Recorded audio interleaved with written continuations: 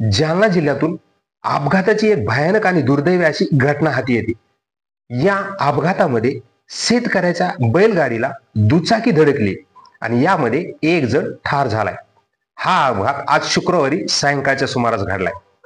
जालना जिल्ह्यातील घनसावंगी तालुक्यातील जोगलादेवी येथे आज शुक्रवारी रोजी सायंकाळी 7:30 वाजेच्या सुमारास भयानक असा एक अपघात झालाय। यात एका शेतकऱ्याच्या बैलगाडीला दुचाकी धडकली। यामध्ये प्रवीण हरिभाऊ भालेराव हा ठार झालाय।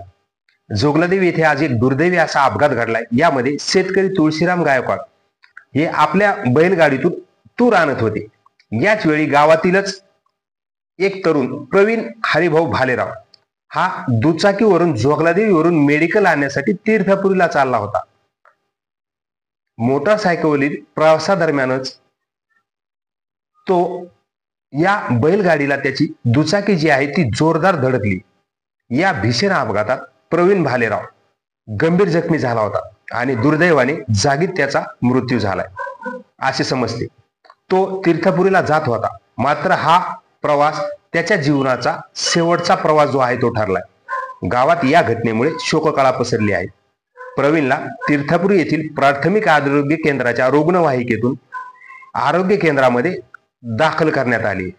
दरम्यान या भयानक व अचानक झालेल्या अपघातामुळे एका तरुणाला जो आहे तो आपला जीव गमवावा लागलाय। यामुळे या अपघाताबद्दल जोगलादेवीसह तीर्थपुरी परिसरामध्ये हळहळ जी आहे ती व्यक्त होत आहे आणि हा दुर्दैवी अपघात जो आहे तो जोगलादेवी येथे घडलाय आणि यामध्ये या बैलगाडीला दुचाकी धडकली आणि यामध्ये एका तरुणाला जो आहे तो आपला जीव जो आहे तो गमवावा लागलाय आणि या घटनेमुळे संपूर्ण परिसरामध्ये हळहळ जी आहे ती व्यक्त होत आहे।